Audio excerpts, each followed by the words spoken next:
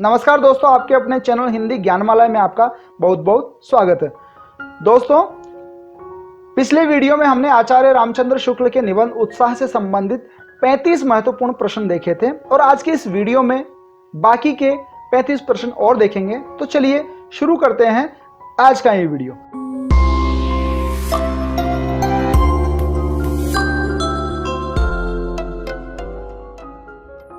दोस्तों, वीडियो शुरू करने से पहले मेरी आपसे रिक्वेस्ट है कि अगर अभी तक आपने हमारे चैनल को सब्सक्राइब नहीं किया है तो चैनल को सब्सक्राइब करें और बेल आइकन को दबाकर नोटिफिकेशन जरूर ऑन कर लें ताकि हमारे आगे आने वाली वीडियोज की जानकारी आपको सबसे पहले मिल सके। तो चलिए वीडियो में आगे बढ़ते हैं। दोस्तों, अगर आपने इस वीडियो का पिछला पार्ट अभी तक नहीं देखा है तो उस वीडियो को जरूर देखें। उस वीडियो में हमने 35 प्रश्नों पर चर्चा की थी। पिछले वीडियो का लिंक इसी वीडियो के डिस्क्रिप्शन में और ऊपर आई बटन पर आपको मिल जाएगा, वहां से आप ये वीडियो जरूर देख सकते हैं। तो चलिए बात करते हैं आगे के 35 प्रश्नों की। 36वां प्रश्न है, दानवीर के अर्थ त्याग को उत्साह का स्वरूप बनने से कौन रोकता है? विकल्प है ए अर्थ और तत्परता का अभाव, बी कर्म और फल का अभाव, सी आनंद और तत्परता का अभाव, या फिर डी इनमें से कोई नहीं। तो यहाँ सही जवाब होगा कर्म और फल का अभाव। प्रश्न संख्या 37 देखिए, दान दिए जाने का प्रमुख कारण क्या होता है?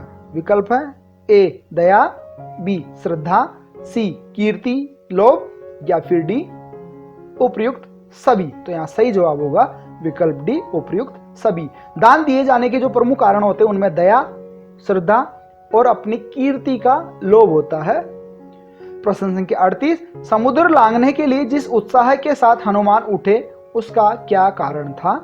विकल्प है ए समुद्र, बी श्री राम की आज्ञा, सी सीता की दशा, या फिर डी समुद्र लांघने का विकट कर्म। तो यहाँ सही जवाब होगा विकल्प डी समुद्र लांघने का विकट कर्म।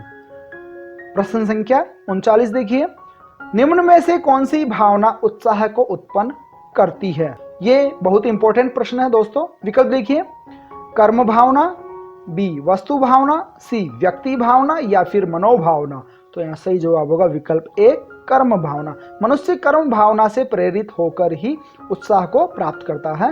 प्रश्न संख्या 40, किसी कर्म के संबंध में जहां आनंद पूर्ण तत्परता दिखाई पड़ती है उसे हम क्या कहते हैं? विकल्प है ए श्रद्धा, बी आस्था, सी उत्साह, या फिर डी साहस। तो यहाँ सही जवाब हो जाएगा विकल्प सी उत्साह।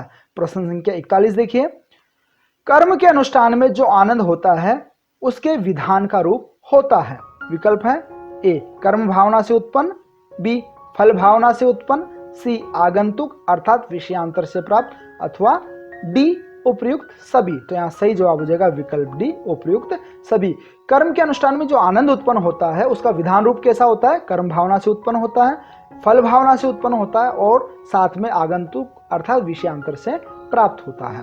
प्रश्न संख्या 42 देखिए, निम्न में से कौन सा उत्साह सच्चा उत्साह कहलाता है? विकल्प है ए कर्म भावना प्रधान उत्साह है, बी फल भावना प्रधान उत्साह है, सी व्यक्ति वस्तु भावना प्रधान उत्साह है, या फिर डी उपयुक्त सभी। तो यहाँ सही जवाब होगा विकल्प ए कर्म भावना प्रधान उत्साह। यानी जिस उत्साह में कर्म भावना प्रधान होती है वही उत्साह सच्चा उत्साह कहलाता है। प्रश्न संख्या 43, फल भावना प्रधान उत्साह निम्न में से किसका छुपा हुआ या प्रच्छन्न रूप होता है? विकल्प है ए लोभ का, बी प्रेम का, सी करुणा का, या फिर डी आनंद का।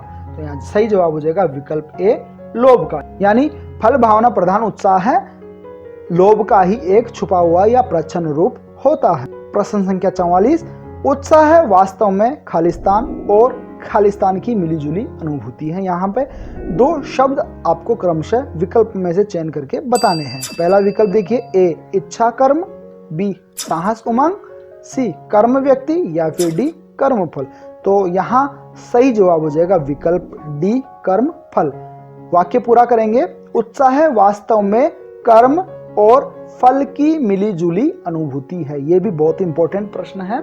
इस प्रश्न को अलग अलग रूप में पूछा जा सकता है। आप इस प्रश्न का उत्तर अच्छी तरह से याद रखें। प्रश्न संख्या 45 देखिए, फल की इच्छा मात्र हृदय में रखकर जो प्रयत्न किया जाएगा वह अभाव में और आनंद शून्य होने के कारण कैसा होगा? विकल्प देखिए, ए सफल सा, बी असफल सा, सी निर्जीव सा या फिर डी सजीव सा। तो यहाँ सही जवाब हो जाएगा विकल्प सी निर्जीव सा, यानी फल की इच्छा मात्र हृदय में रखकर जो प्रयत्न किया जाता है वह आनंद शून्य होता है, अभाव में होता है और निर्जीव सा महसूस होता है, यानी उसमें उत्साह की कमी होती है। प्रश्न संख्या 46, कर्म के लाघव की वासना के उत्पन्न होने का क्या कारण है? विकल्प देखिए, ए कर्म में विशेष आसक्ति, बी फल में विशेष आसक्ति, सी वस्तु में विशेष आसक्ति या फिर डी उपयुक्त सभी। तो यहाँ सही जवाब होगा विकल्प बी फल में विशेष आसक्ति। यदि मनुष्य की कर्म के फल में विशेष आसक्ति होती है तो कर्म के लाघव की वासना उत्पन्न हो जाएगी। प्रश्न संख्या 47, श्री कृष्ण ने कर्म मार्ग से फलासक्ति यानी फल में आसक्ति की प्रबलता हटाने का उपदेश किस में दिया है? विकल्प देखिए, ए भगवद गीता में, बी उपनिषद में, सी वेदों में या फिर डी पुराणों में। तो यहाँ सही जवाब हो जाएगा विकल्प ए भगवद गीता में। प्रश्न संख्या 48 देखिए, उत्साह निबंध के अनुसार कौन सा कथन असत्य है? विकल्प है, ए कर्म में आनंद अनुभव करने वालों का ही नाम कर्मण्य है, ये कथन सत्य है। बी जिस आनंद से कर्म की उत्तेजना होती है और जो आनंद कर्म करते समय तक बराबर चलता है उसी का नाम उत्साह है, ये कथन भी एकदम सही है। विकल्प सी फल की विशेष आसक्ति से कर्म के लाघव की वासना नहीं उत्पन्न होती है, ये बिल्कुल असत्य कथन है, क्योंकि फल में अगर किसी की विशेष आसक्ति होती है तो उसके मन में कर्म के लाघव की वासना उत्पन्न हो जाती है, यानी सी वाला ऑप्शन सही है। विकल्प डी कहता है साहसपूर्ण आनंद की उमंग को ही उत्साह कहते हैं, ये तो एकदम सही है। तो यहाँ जो असत्य कथन है वो है विकल्प सी, फल की विशेष आसक्ति से कर्म के लाघव की वासना नहीं उत्पन्न होती, ये असत्य कथन है, वासना उत्पन्न होती है, ऐसा ये वाक्य होना चाहिए था। प्रश्न संख्या 49 देखिए, फल का लोभ जहां रहता है वहां कैसी स्थिति होती है? विकल्प है, ए कर्म विषयक आनंद भावना की तीव्रता और मंदता पर अवलंबित रहता है। कर्म किस पर अवलंबित रहता है? आनंद भावना की तीव्रता और मंदता पर। बी देखिए, कर्म विषयक आनंद भावना की मंदता पर अवलंबित रहता। पहले वाले में था मंदता और तीव्रता दोनों की बात की है, बी में बात की है केवल मंदता की, सी में कर्म विषयक आनंद भावना की तीव्रता पर अवलंबित रहता है और डी इनमें से कोई नहीं। तो यहाँ सही जवाब होगा विकल्प ए, कर्म विषयक आनंद जो होता है वो भावना की तीव्रता और मंदता पर अवलंबित रहता है। प्रश्न संख्या 50 देखिए, यदि हमारा चित्त किसी विषय में उत्साहित रहता है तो फिर यहाँ पर आपको खाली स्थान भरना है। तो विकल्प देखिए, ए हम अन्य विषयों में भी अपना उत्साह दिखा देते हैं, बी अन्य विषयों में हमारा मन नहीं लगता, सी अन्य विषयों के प्रति उदासीन रहते हैं या फिर डी इनमें से कोई नहीं। तो यहाँ पे जो रिक्त स्थान पूर्ति करेंगे वो विकल्प है ए, हम अन्य विषयों में भी अपना उत्साह दिखा देते हैं। यदि हमारा चित्त किसी विषय में उत्साहित रहता है तो लगे हाथ हम अन्य विषयों में भी अपना उत्साह दिखा देते हैं। यहाँ पर विकल्प ए एकदम सही होगा। प्रश्न संख्या 51 देखिए, गर्मी में ब्राह्मण को एक पैसा देकर पुत्र की आशा करने लगे, इस वाक्य में कौन सा भाव निहित है? विकल्प है, ए दया का, बी निंदा का, सी प्रशंसा का या फिर डी व्यंग्य का। तो विकल्प डी एकदम सही जवाब होगा। प्रश्न संख्या 52 देखिए, उत्साह नामक यौगिक मनोभाव में किनका मेल या संयोग रहता है? विकल्प है, ए बुद्धि और कर्म का, बी दया और श्रद्धा का, सी साहस और आनंद का, डी साहस और श्रद्धा का। तो यहाँ सही जवाब होगा विकल्प सी, साहस और आनंद का। साहस और आनंद के अभाव में उत्साह का अस्तित्व नहीं रहता है। प्रश्न संख्या 53, बुद्धि द्वारा पूर्ण रूप से निश्चित की हुई व्यापार परंपरा का क्या नाम है? विकल्प देखिए, ए उत्साह, बी साहस, सी कर्म या फिर डी प्रयत्न। तो यहाँ सही जवाब होगा विकल्प डी प्रयत्न। प्रश्न संख्या 54 देखिए, कर्म में आनंद अनुभव करने वालों का क्या नाम है? विकल्प है, ए दानवीर, बी कर्मण्य, सी वाग्वीर या फिर डी कामचोर। तो यहाँ सही जवाब हो जाएगा विकल्प बी कर्मण्य। जो व्यक्ति कर्म में आनंद अनुभव करते हैं उन्हें कर्मण्य कहा जाता है। प्रश्न संख्या 55, उत्साह निबंध के अनुसार झुंझलाहट द्वारा व्यक्ति किस दशा में होने का संकेत प्रकट करता है? विकल्प है ए भय, बी संदेह, सी क्रोध या फिर डी आनंद। तो यहाँ सही जवाब होगा विकल्प सी क्रोध। उत्साह निबंध के अनुसार झुंझलाहट द्वारा व्यक्ति बताता है कि वह क्रोध की दशा में है। प्रश्न संख्या 56, साहसपूर्ण आनंद की उमंग को क्या कहते हैं? सामान्य सा प्रश्न है लेकिन इंपॉर्टेंट है, तो इसका सही जवाब हो जाएगा विकल्प सी उत्साह। साहसपूर्ण आनंद की उमंग को उत्साह कहते हैं। दोस्तों ये 56 प्रश्न थे वैकल्पिक। अब आगे वाले प्रश्न होंगे वन लाइनर या वन वर्ड आंसर होंगे। देखिए प्रश्न संख्या 57, उत्साह किस प्रकार का निबंध है? उत्तर है भावमूलक मनोविकार संबंधी। प्रश्न संख्या 58, शुक्ल जी के विचार प्रधान निबंध उनकी समकालीन किन साहित्यिक पत्रिकाओं में प्रकाशित होते रहे हैं? तो यहाँ सही जवाब होगा सरस्वती और आनंद कादम्बिनी में। प्रश्न संख्या 59, सच्चे उत्साही किन्हें कहा जाता है? उत्तर है कर्म सौंदर्य के सच्चे उपासकों को। जो मनुष्य कर्म सौंदर्य के उपासक होते हैं उन्हें ही सच्चे उत्साही कहा जाता है। प्रश्न संख्या 60, उत्साह के दो भेद किस आधार पर किए जाते हैं? उत्तर है कष्ट और हानि सहने के आधार पर। कष्ट और हानि सहने के आधार पर उत्साह के दो भेद किए जाते हैं।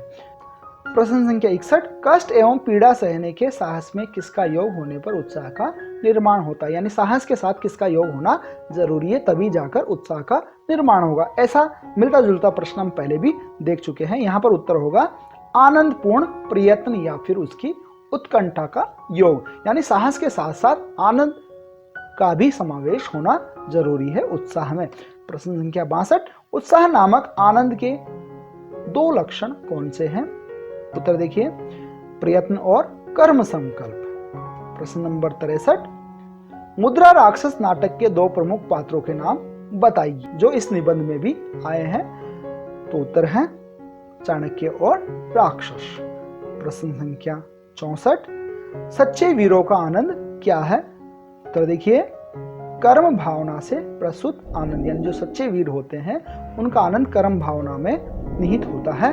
प्रश्न संख्या 65, उत्साह के बीच किनका संचार होता है? ये प्रश्न भी दूसरे रूप में हमारे पास आ चुका है। अगर आपको याद होगा तो आपको पता होगा इसका उत्तर क्या है।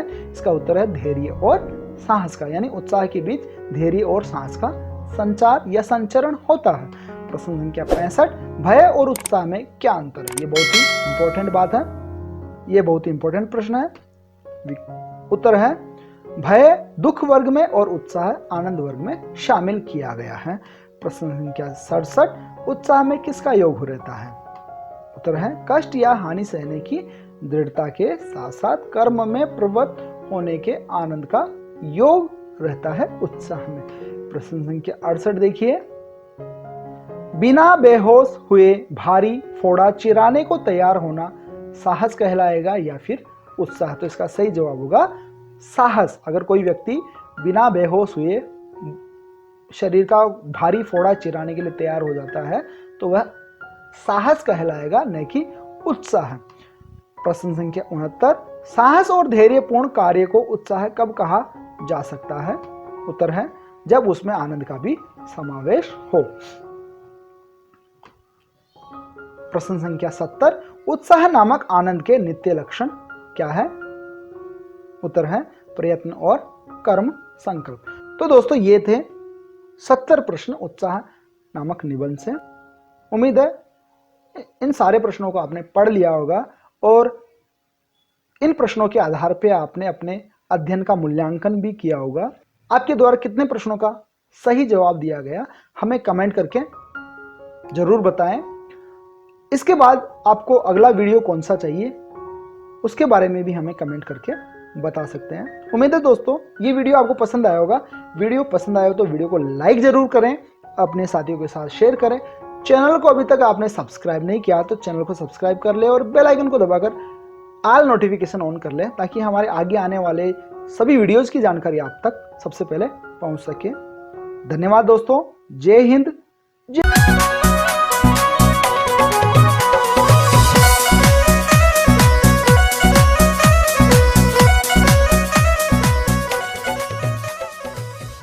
जय भारत।